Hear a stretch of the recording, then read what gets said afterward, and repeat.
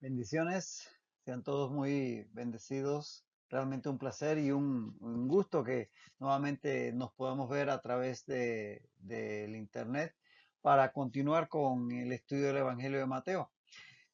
Te invito a que abras tu Biblia ahí en el capítulo 26, donde nos encontramos en el episodio aquel de la unción de Jesús en Betania, en casa de Simón el leproso. Te invito a que te nos unas y que por 30 minutos dediquemos este tiempo para el estudio de la palabra de Dios, conocer más sobre la misma y también al Dios de la palabra.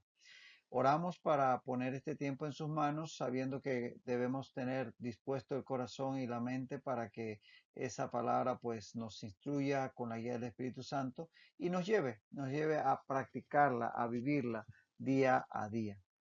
Bendito Dios y Padre Celestial, en verdad te agradecemos la oportunidad que siempre tenemos de acercarnos a ti a través de tu palabra.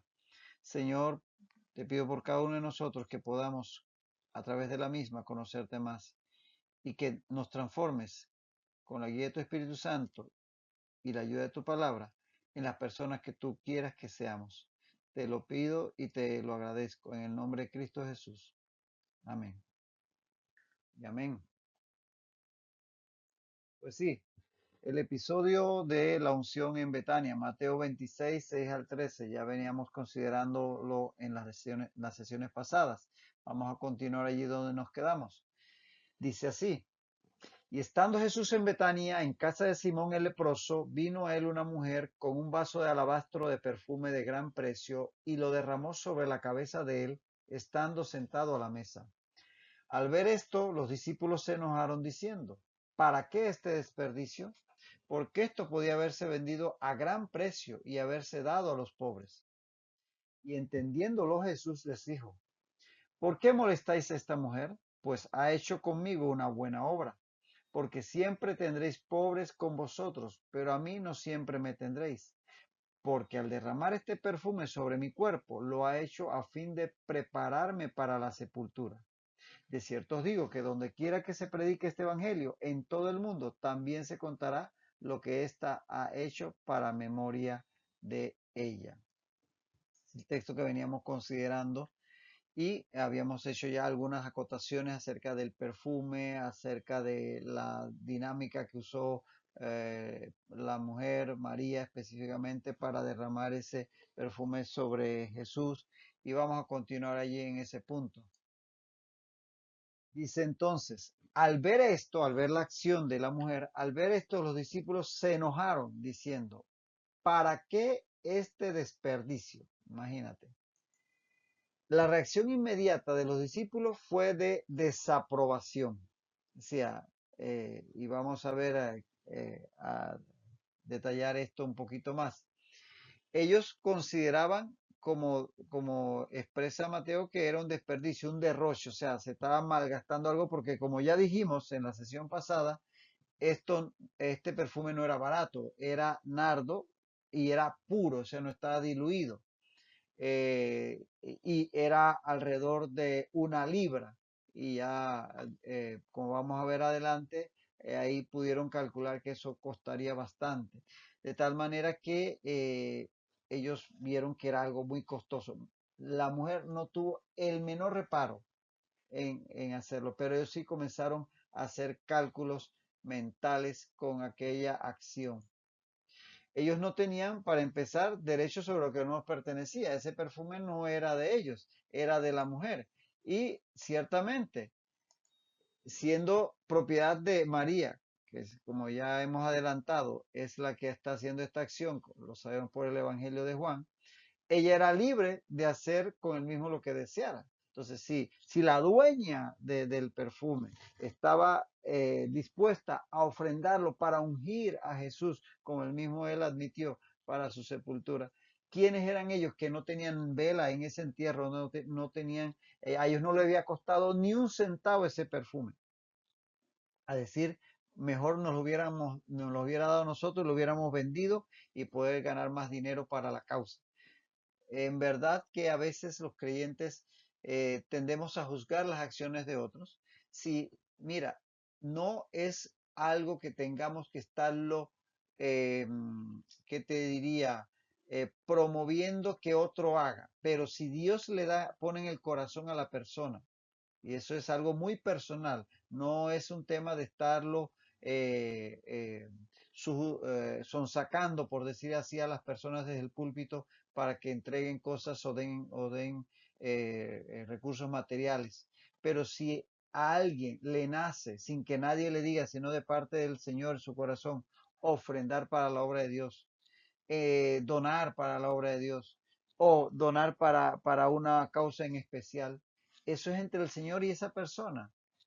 No tiene y si lo hace sabiamente, porque tampoco es que dejar desprotegido a tu familia por entregarle todos tus bienes a una organización. No, si lo haces con sabiduría, lo haces con el convencido que es Dios que lo pone en tu corazón, no hay derecho a estarle diciendo a esa persona, eres insensato, porque eso es una relación personal entre la persona y Dios. Y María lo entendió así. Ella tenía ese perfume, pudo ser algo que pues lo había obtenido a costa de su pecunio, de sus propios recursos, pero ella consideró que para ella no representaba ninguna pérdida utilizarlo para ungir al Señor. Sin embargo, los discípulos que no tenían nada que ver con lo que eso le había costado a María, critican la acción, como a veces hacemos nosotros con la acción de otros creyentes, que puede ser que donen cosas que a nosotros nos parece que están haciéndolo de una forma no sensata, pero es eso es entre esa persona y Dios. Ahora, según Juan 12, 4 al 6, Judas fue el instigador de la crítica. Lo creemos y ciertamente tiene sentido, porque dice Juan 12, 4 al 6, dijo uno de sus discípulos, Judas Iscariote, hijo de Simón, el que le había de entregar. ¿Por qué no fue este perfume vendido por 300 denarios y dado a los pobres? ¿Lo ves? Ese fue el que primero saltó ahí en el cuchicheo, en el comité ahí de el conciliábulo de los discípulos, fue el primero que salió a criticar. Y ya vemos el cálculo que él hizo, que seguramente tenía como una calculadora mental para cosas del dinero. Calculó que esa libra de nardo puro podía costar ese perfume alrededor de 300 denarios. Ahora, él, según lo dice el mismo Evangelio de Juan, él era el tesorero del grupo de los discípulos. Y Juan afirma incluso que él robaba de la bolsa que manejaba. O sea, que a él prácticamente era el que manejaba ese dinero. Lo dice ahí Juan 12:6. Dice, pero dijo esto no porque se cuidara de los pobres, sino porque era ladrón. Y teniendo la bolsa, sustraía de lo que se echaba en ella. Así que él, chácata. Así que si se vendía aquello por 300 denarios y esos 300 denarios iban a parar a la bolsa, de ahí él sacaría su tajada. Como algunos hoy en día, no vamos a hablar de eso, pero como algunos que siempre llevan su tajada, su comisión. Pero bueno, el hecho es que eso era lo que motivó a Judas, según el propio Juan, inspirado por el Espíritu Santo, deja constatado en su evangelio. Pero ojo, ojo, que esto pudo haber sido, pudo Judas tener la voz cantante y conocemos sus motivaciones y sus acciones posteriores. Pero los otros discípulos lo secundaron, ¿ah? Los otros discípulos lo secundaron porque dice Mateo 26:8 que al ver esto, los discípulos, y Mateo era uno de ellos, Mateo era uno de ellos, los discípulos se enojaron. O sea que no solamente fue Judas, Judas probablemente fue el que primero alborotó el Congo, pero dice que todos se enojaron diciendo, ¿para qué este desperdicio? O sea que Judas fue el que dijo todo esto que dice Juan, pero los otros, sí, sí, sí, tienes razón Judas, esto es un desperdicio. Así que no es que ellos se quedaron ahí calladitos y se pusieron de parte de María, ellos también apoyaban la posición de Judas, que era un desperdicio. Y Marcos 14:4 dice, hubo algunos que se enojaron dentro de sí, o sea, no fue solo Judas, algunos que se enojaron dentro de sí y dijeron, ¿para qué se ha hecho este desperdicio de perfume? Así que no se sabe si son todos los discípulos, según Mateo fueron los discípulos en general. Marcos, que no estaba allí, pero él relata seguramente lo que Pedro le contó, dice que algunos, o sea que no fue solamente Judas. Entonces, tenemos que aquí la culpa no fue solo de Judas, sino que aún nosotros, los que estamos siguiendo al Señor Jesús, podemos caer en estos errores de culpar a las personas por cosas que en realidad son entre esa persona y Dios, y nosotros no tenemos derecho a estarles criticando porque están actuando de una forma desprendida hacia el Señor. Y como digo, no pensar que eso solamente lo hacen los Judas, no, los mismos discípulos que eran los más fieles seguidores del Señor Jesús también participaron de esta crítica, quizás instigados por Judas, pero ciertamente también les secundaron. Y dice ahí, porque esto podía haberse vendido a gran precio, 300 denarios calculó Judas, y haberse dado a los pobres. Era el argumento que esgrimían los discípulos. Ellos, y en especial Judas, como venimos diciendo, por lo que dice Juan 12:15, porque ¿por qué no fue este perfume vendido por 300 denarios y dado a los pobres? Sé que en especial Judas fue el que hizo el cálculo. Ellos sugirieron que un mejor uso para ese perfume sería venderlo y dar ese dinero a los pobres, o por lo menos para comprarle comida. Ellos calcularon que podría venderse, como vemos, por 300 denarios. Y 300 denarios, sabiendo que un denario era el salario de un día de trabajo, y se trabajaba de 6 días a la semana, solo el sábado no se trabajaba, ese salario era casi, esos 300 denarios eran casi el salario de un año de trabajo de un jornalero. Imagínate si era valioso ese perfume. Era casi lo que se ganaba un jornalero a lo largo de un año de trabajo. Es decir, que si María hubiera sido una jornalera, pensamos que era una mujer un poco más acomodada y que probablemente ella y sus hermanos habrían quedado con alguna herencia de sus padres para que tuviera esta valiosa posesión. Pero si fuese un jornalero, eso le hubiera costado un año de ahorros, sin gastar en más nada. Marcos 14:5 dice, podía haberse vendido por más de 300 denarios. Lo dice Marcos también, al igual que lo dice el Evangelio de Juan. Entonces, vemos que era algo muy valioso lo que María estaba entregando en ese momento. Ellos calcularon que eso era mejor para los pobres. Ahora, si lo hubieran hecho, calcula, mira, para que también sopeses la dimensión del desprendimiento de María. Podría alcanzar para dar comida a 5.000 hombres, más mujeres y niños. Porque fíjate que cuando allá la alimentación de los 5.000, y recuerda que esos 5.000 es sin contar mujeres y niños, en Juan 6:7 al 11, Jesús le pregunta a Felipe, como para ponerlo a prueba, de que dónde iban a encontrar para que había que alimentar a aquellos 5.000. Dice Felipe, 200 denarios, escucha, 200 denarios de pan no bastarían para que cada uno de ellos tomase un poco. Y se recostaron, dice el verso 10, como un número de 5.000 varones. Había 5.000 varones más las mujeres y los niños. Algunos han calculado que puede haber hasta 15.000 o 20.000 personas fácilmente allí, pero por lo menos los 5.000. Pero según el cálculo de Felipe, que parecía ser un buen contable, 200 denarios no bastarían, pero por lo menos él iba sacando el cálculo, 200. Ahora, 300 denarios posiblemente sí alcanzarían, posiblemente, porque Felipe seguramente en su cálculo rápido tiró una estimación, bueno, de 200 para arriba, porque dijo 200 no alcanza, puede que 300 sí.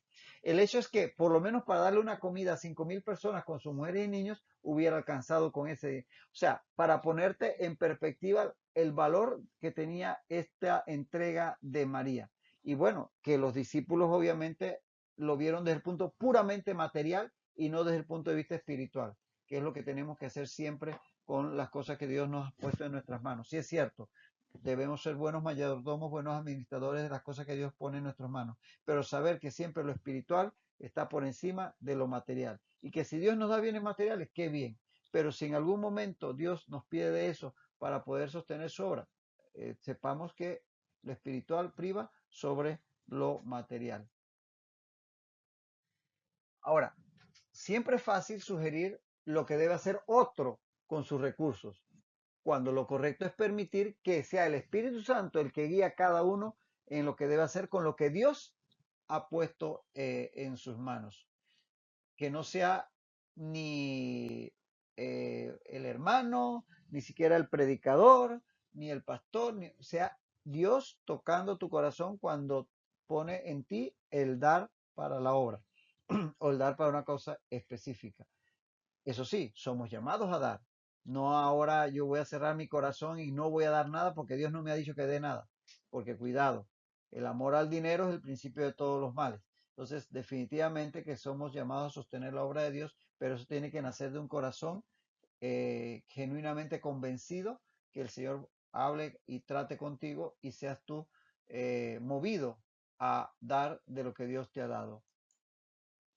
Ahora, podría preguntársele a los discípulos, ya que estaban tan preocupados por los pobres, ¿por qué no donaban ellos la comida que se estaban comiendo en ese momento ahí en casa de Simón? Si estaban preocupados porque los pobres no tenían y entonces ese perfume se debía haber vendido para darlo a los pobres, ¿por qué no decían, oye, pero qué desperdicio esta comida, vamos mejor a donarse a los pobres, porque nosotros ya hemos comido bastante, allá afuera hay gente que no ha comido en todo el día?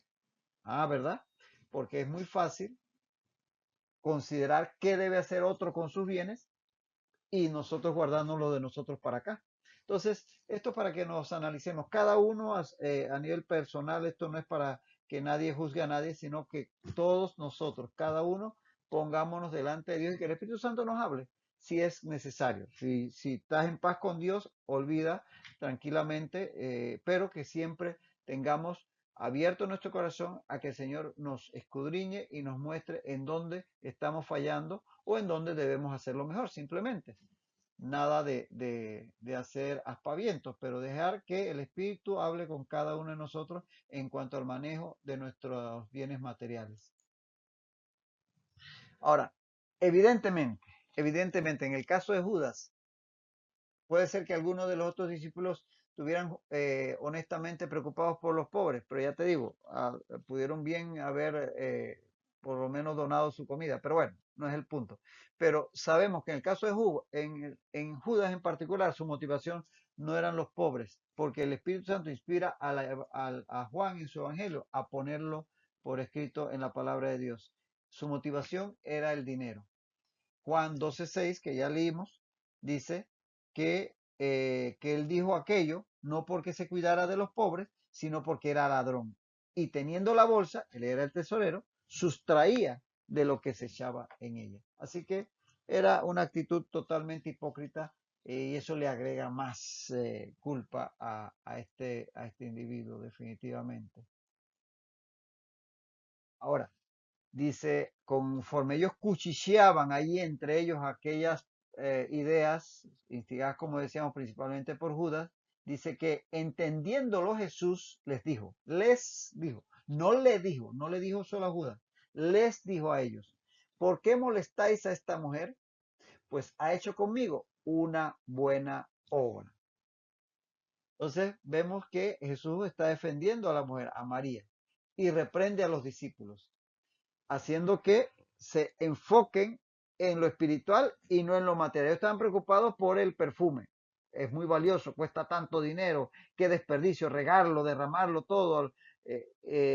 Los trae a la preocupación por lo espiritual. Él está entregando por entregar su vida.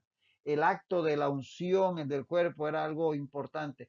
María está demostrando con su acción que ella ha entendido las palabras de Jesús, sabe que Él va a morir y está haciendo un acto donde revela lo que un corazón generoso hace, se desprende de cosas valiosas por amor al Señor. Entonces eso es un acto de profunda adoración y eso tiene un trasfondo espiritual y Jesús le está aquí haciendo ver a ellos, les comienza a llamar la atención para que vean, entiendan el significado espiritual del acto.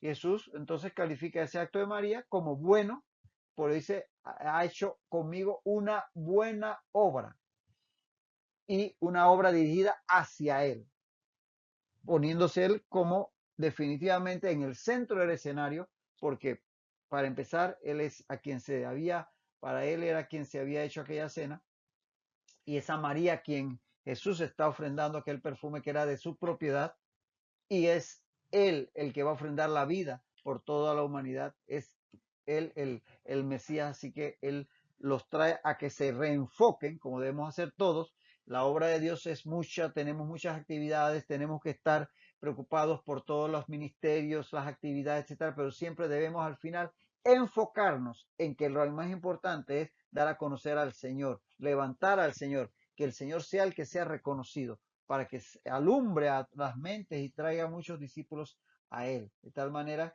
que eso debe ser nuestro enfoque. Entonces, esta reprensión de Jesús podemos pensarlo como piensa Brados, como decíamos en los argumentos de Brados acerca de la cronología de Mateo, que pudo ser lo que contribuyera a que Judas terminara por decidirse a traicionar a Jesús. Mateo 26, 14 al 16 dice que entonces uno de los 12, que se llamaba Judas Iscariote, fue a los principales sacerdotes y le dijo: ¿qué me queréis dar? Y yo lo entregaré. O sea, eso vino a continuación de esto. Eh, Esto es especulativo, pero el hecho que ese acto de Judas esté a continuación de esta acción en Betania, y la reprensión que hace Judas, y que todo esto de que tienen que ver esto no como un desperdicio, y él pensar que tanto dinero que se pudo haber quedado él con parte de ese dinero si lo hubieran vendido, puede haber sido, como dicen, la gota, no el determinante, pero la gota que ya derrama el vaso de algo que ya se estaba cocinando en su corazón desde mucho antes. Entonces, definitivamente que hace sentido el que esto sea seguido a continuación de la última acción de Judas de decidir entregar al Señor Jesús. Entonces Jesús les dice: porque siempre tendréis pobres con vosotros, pero a mí no siempre me tendréis. Porque ellos estaban preocupados por los pobres, ¿no? O sea, siempre van a tener oportunidad de hacerle bien a los pobres. Y es que debemos socorrer a los pobres. Y el Señor Jesús, a lo largo de su ministerio, dio suficientes ejemplos de que le importaban los pobres. Los alimentaba, los curaba, los sanaba, hacía por ellos todo lo que necesitaban. Es decir, él tuvo prioridad por los pobres. Y no porque fueran pobres, sino porque evidentemente eran personas en necesidad y él vino a los necesitados. Y la iglesia tiene que preocuparse por los pobres, pero también debemos adorar a Dios. No se trata de cosas excluyentes. No es que adorar a Dios significa no preocuparnos por las necesidades de los seres humanos, de los pobres, de los enfermos, de los desvalidos, de los tratados injustamente. No, ni tampoco significa que la iglesia está nada más para estar atendiendo a las necesidades sociales, como la famosa teología de la liberación, que se conceptualizaba que la iglesia era sencillamente un agente social para cambiar el mundo.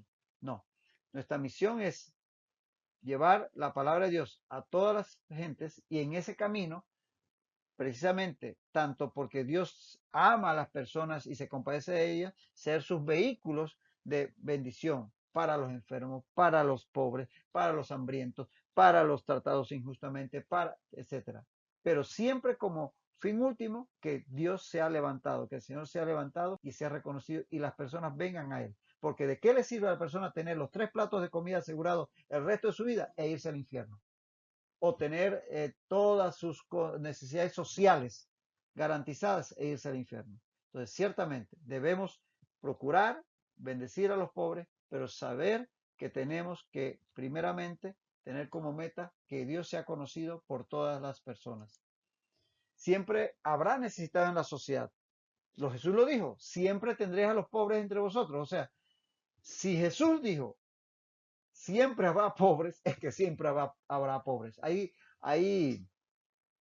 filósofos y economistas que plantean que la pobreza es producto de la injusticia humana, y sí es cierto, pero el mismo Jesús dice: siempre va a haber, porque siempre va a haber alguien que tenga más que tú. Y cuando tú pones a dos personas con distinto nivel económico, el que tiene menos siempre se va a considerar pobre con respecto al otro. Pero resulta que si ese se compara con otro que tiene menos, ese otro se va a considerar pobre con respecto a este. Así que ese cuento de que bueno, hoy se establecen niveles de pobreza. Ah, $1 al día se considera el mínimo. Para el que está por debajo de eso se considera pobre, pero esos son conceptos humanos. El hecho es que la pobreza muchas veces es relativa y siempre habrá necesitados en la sociedad. Por lo tanto, siempre habrá oportunidades para ayudar a las personas en necesidad. Eso nunca nos va a faltar. Ahí en Marcos 14:7 dice, Jesús específicamente lo traduce Marcos, lo escribe Marcos, siempre tendréis a los pobres con vosotros y cuando queráis les podéis hacer bien. O sea, siempre iba a haber oportunidades para ayudarlos en cuanto a sus necesidades, como efectivamente lo ha hecho la iglesia a lo largo de la historia. La iglesia es la que fundó los hospitales, la que fundó todos estos lugares para ayudar a los desvalidos, etcétera. La iglesia fue la que primeramente estuvo a lo largo de la historia de la humanidad para ayudar a los necesitados. Así que no podemos decir que hemos dejado de hacerlo por estar predicando el Evangelio. Eso ha sido parte de predicarlo de forma activa. Ahora, la presencia corporal de Jesús en esta tierra estaba por terminar en ese momento. Por tanto, había una prioridad. Siempre había tiempo para ayudar a los pobres, pero en ese momento Jesús estaba en sus últimas horas durante su ministerio, así que había que dar prioridad a lo que estaba aconteciendo en ese momento, un momento único en la historia donde se iba a prácticamente a partir la historia en dos, cuando Dios hecho hombre iba a entregar su vida para salvación de toda la humanidad una vez y para siempre. Entonces, obviamente, es asunto de prioridades. En ese momento, lo prioritario era enfocarse en Jesucristo y lo que él estaba haciendo y sobre todo lo que estaba por concluir con su sacrificio en la cruz. Entonces, sí es importante que tengamos un adecuado orden de prioridades, porque hay cosas que las podemos hacer en cualquier momento, pero hay otras que solamente habrá una oportunidad para hacerlas. Sepamos distinguir en el camino del Señor las prioridades, que hay kairos de Dios, momentos de Dios en donde se presenta la oportunidad para hacer algo específico que nunca más se va a repetir. Démosle prioridad a ese tipo de acciones. Habrá otras que tendremos otras oportunidades para hacerlas. Entonces, si tenemos una sola posibilidad de hacer algo, enfoquémonos en lo que tiene más prioridad y lo que pueda posponerse, se puede hacer en otro momento, entonces pospongámoslo. Si podemos hacer 2, 3 cosas a la vez, magnífico, pero si hay momentos en donde tengamos que ser un poco eh, eh, prioritarios, hagámoslo, dándole prioridad a lo que merece prioridad, como en este momento era el ministerio de Jesús. Dice, porque al derramar este perfume sobre mi cuerpo, lo ha hecho a fin de prepararme para la sepultura, dice Jesús.